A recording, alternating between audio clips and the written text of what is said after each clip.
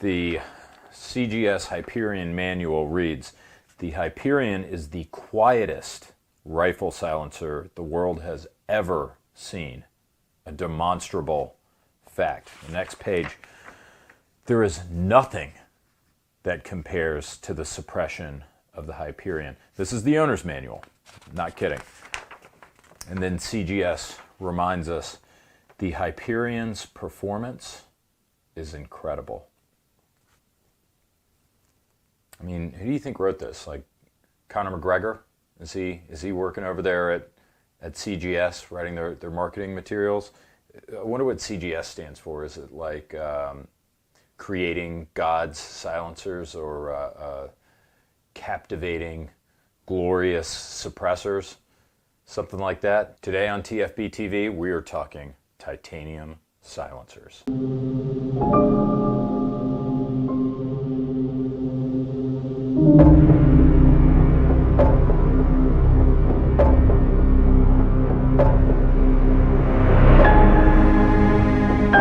Before we get started, interesting point of fact. It seems pretty clear from our analytics that silencer reviews and silencer-related content gets throttled down by YouTube. Of course, there's virtually no way for me to prove this. However, if you do a quick search of our silencer videos, you'll see that they're disproportionately lower in views relative to other content we create. So the boys at Silencer Shop said that maybe if I started calling them peace pipes or silent sausages, the algorithm wouldn't pick it up. I could be totally wrong, and maybe our silencer videos just suck. So any of you who have watched suppressor reviews in the past may have picked up I'm a big fan of titanium suppressors. I like lightweight. Are they less durable than Inconel steel? Definitely, but they can still handle a lot of abuse. And to me, their extremely lightweight construction justifies the sacrifices you make, that is, price and durability. Yeah, titanium silencers are a bit of a flex, but when you think about the absolute butt-f***ing it is to submit the paperwork for a tax stamp and to buy a suppressor, you may as well just spring the extra money, because you're going to pay $200 whether or not it's a titanium suppressor or a PVC pipe. Am I right? On the other hand, I do absolutely get the argument that a cheaper or more durable suppressor is a better idea. I have Inconel steel suppressors too, like the inexpensive but bomb-proof discontinued steel Yankee Hill Phantom. I got it like 15 years ago. It's still kicking. I've got 3 titanium suppressors, and I've reviewed about a handful for the channel. After almost 20 years of owning both steel and titanium, I still prefer Ti. For me, it's the weight factor. And I also never get tired of like that red wedding level of surprise, the look on people's faces when they pick up a titanium can and realize how light it is. Then you get them out to the range and they're just as surprised by its performance.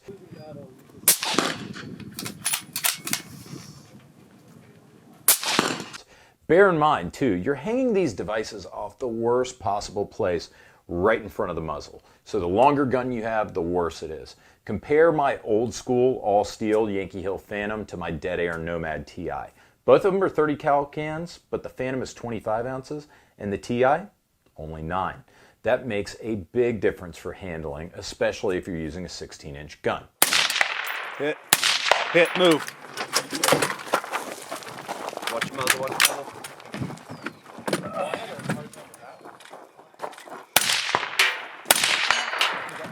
Right here.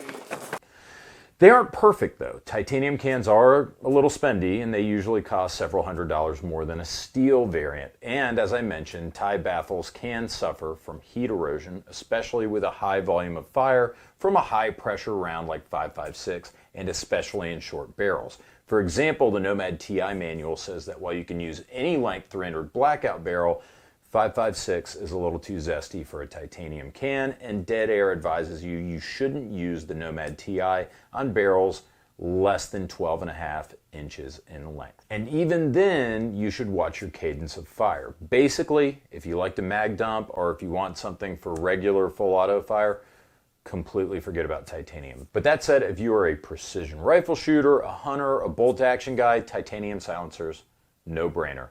You won't be able to shoot fast enough to burn them out with whatever it is you're shooting. And if you're like me and you don't spend your weekends pissing away D60 drums jammed up with shit-tier Russian steel ammo shooting at trash piles on BLM land, you might want to look into titanium, the material of choice for men of culture. Now, before we dive into the Hyperion review, I note that there are some good hybrid cans out there that integrate titanium components for weight savings, but use steel for the parts that are going to receive the most thermal stress, like the baffles. The Dead Air Nomad 30, not the TI, uses a mostly steel construction with some TI components here and there. It can handle up to 300 Win Mag, and it has no barrel length restrictions, but it weighs only 14 ounces and is $100 cheaper than the titanium version. I hate to keep referencing Dead Air in a video about a CGS review, but I do have a periodic fling with that grizzly bear Mike Pappas, and so I'm more familiar with his hardware, if you know what I'm saying. All right, enough of that. Let's change gears. Let's get specifically to the brand new CGS Hyperion suppressor. Some of you may have recognized it from a few of the ads that we've been running for Silencer Shop on TFB. The Silencer Shop guys were really excited about this can. They wanted to send one to me to look at, so I took it out to Thunder Ranch and I ran my second counter sniper course with the Hyperion. There's not much of a better way to evaluate a silencer than to use it on the ranch during one of Clint Smith's legendary courses.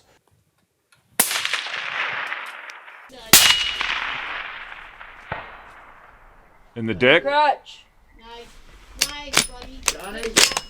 The CGS Hyperion is a titanium suppressor that weighs 15.1 ounces and is 9.5 inches long with a girthy 1.75 inch diameter. Like suppressors from Delta P Designs, the Hyperion is actually 3D printed, heat-treated grade 5 titanium, not welded together like a conventional suppressor. It's rated for up to 300 Remington Ultra Mag. Impressive. Even so, it's still a titanium can, so it isn't going to be as durable as something like Surefire SOCOM. However, the monolithic construction and the metallurgic uniformity of the Hyperion through the 3D printing process allegedly makes it more durable than conventional titanium suppressors. The Hyperion also vents pressure from its first blast chamber immediately, and it reintroduces it later, more evenly distributing heat throughout the suppressor body. The interior, the guts of the suppressor, are really impressive and could probably only be accomplished through the precision allowed by 3D printing. But we'll talk more about that later. Further still, the Hyperion is internally coated with CGS's proprietary boron nitride coating that prevents fouling, and it's externally DLC coated. CGS claims the Hyperion will have a much longer service life than any other titanium can. Right in the neck. Johnny. That said, it's not invincible, and the manual still states that you should not use the Hyperion on less than a 10-inch barrel for 5.56 guns. Now, the good news is that the people who shoot AR-15 shorter than 10 inches usually lack the analytical skills required to secure employment in a field that would provide enough compensation to permit titanium silencer ownership. The Hyperion uses a 25-degree taper section before the mounting threads. SIG was responsible for bringing about this tapered shoulder concept to market. Unlike conventional square-shouldered barrels, tapered muzzles, when mated with taper-lock suppressors, are self-centering, they offer a better seal, and I've read taper mounts are about 20% more secure than standard square-shouldered muzzles with traditional silencer mounts. CGS has a disclaimer in the manual about using this on regular square-shouldered muzzles, and it's a bit of a mouthful, so I will just copy and paste it here for you to read. But the bad news is, if you don't direct thread the Hyperion onto your rifle and you need to use an adapter for a square shoulder rifle, which is like 99% of all rifles, you're going to need to use this adapter that will add almost an inch of overall length to an already kind of long can. The CGS has replaceable end caps that permit you to swap between a flow-through style suppressor and a traditional sealed style suppressor. There are pluses and minuses to each, and a discussion of both is probably a little bit beyond the scope of this video, but the short version is that traditional sealed cans tend to be quieter, while flow-through cans will reduce back pressure and are good for semi-autos or full autos. The important part is that CGS's design permits either, and they've got more end caps on the way.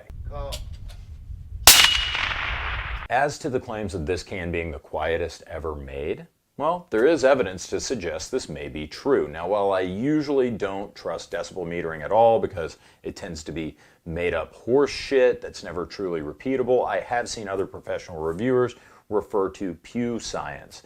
And I've dug around that site and it seems pretty legit. I say Pew with air quotes because using Pew for firearms is wearing out faster than the Harlem Shake and it's almost as cringy. Feel free to check out that page though, but their conclusion is that this is the quietest silencer ever made. Good shot.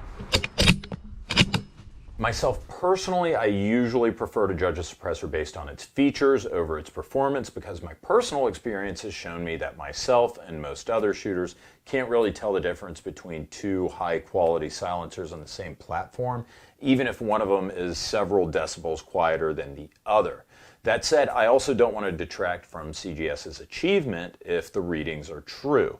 And I will say, the silencer is massively effing quiet. I was wowed by the Hyperion on the Daniel Defense Delta 5 and 6.5 Creedmoor at Thunder Ranch. What's the difference right in between them? So was everyone else. I think I even made the comment to Ryan, like, man, this is the quietest can I have ever heard on a 6.5 Creed. Hold that.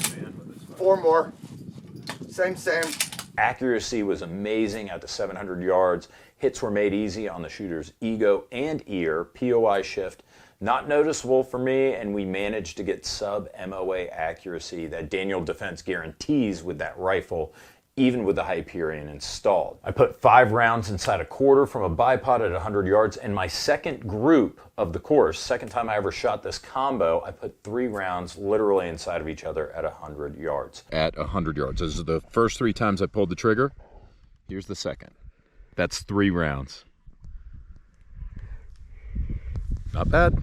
The Hyperion would be fantastic for a bolt gun or a precision rifle.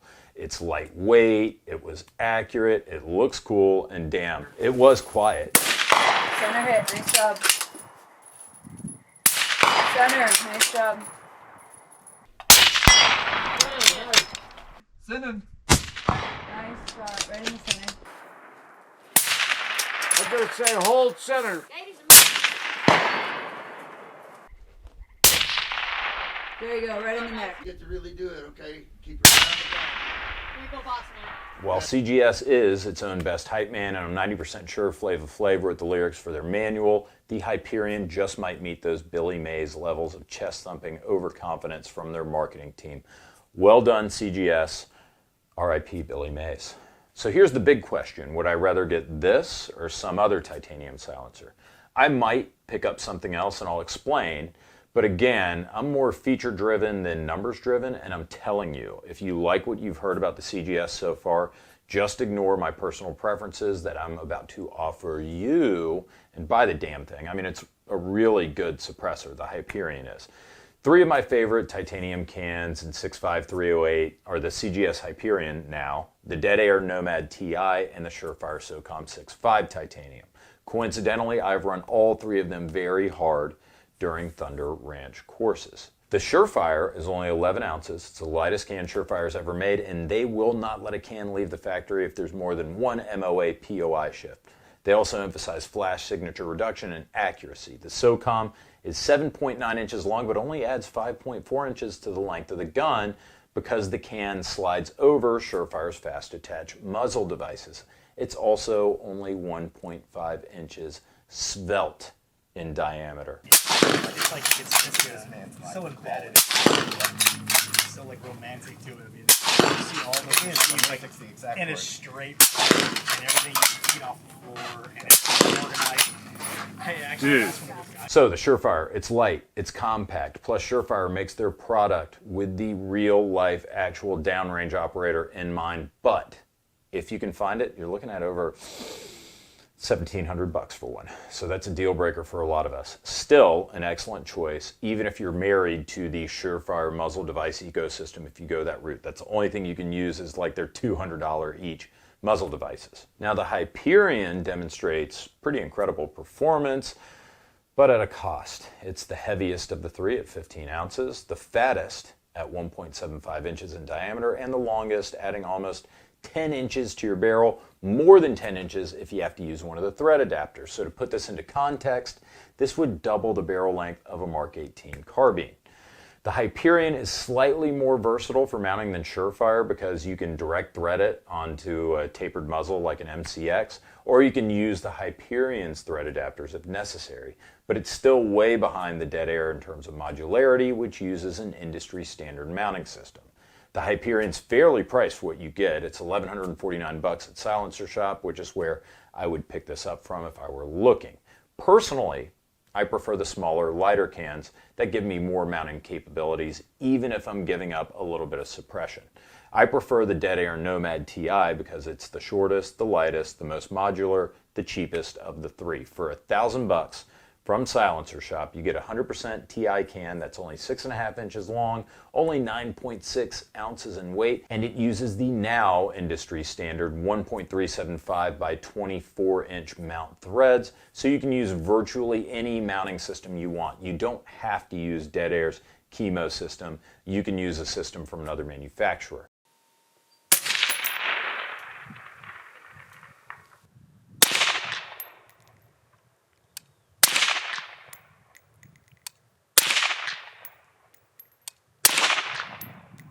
But that all said, there's also the Hyperion K. I've not reviewed the Hyperion K yet, but it is a smaller, lighter version of the Hyperion. It's 6.4 inches long and it weighs 10.4 ounces, basically mimicking the Dead Air, even at the same price, $999 at Silencer Shop, to the penny, the same price. So the Hyperion K is clearly directly in competition with the Nomad-Ti. So if you like the features of the Hyperion, but you want something lighter and more compact than the Hyperion, now you have another awesome choice in the Hyperion K. So which one should you get? Hell, I don't know what to tell you guys. I mean, toss a coin, I guess. These are all really, really good suppressors. So if you're looking for a Ti can, you are in luck. You have a lot of good options out there on the market today. Make sure to check out our sponsors at Silencer Shop. Thank you as usual to Top Gun Supply, your online shooting sports superstore, as well as Ventura Munitions, who supplied all the ammo that we used in this 6.5 Creedmoor for this video. But thank you most of all to you guys. Again, give us a like, give us a sub if you like the content. But thanks for watching. Take care.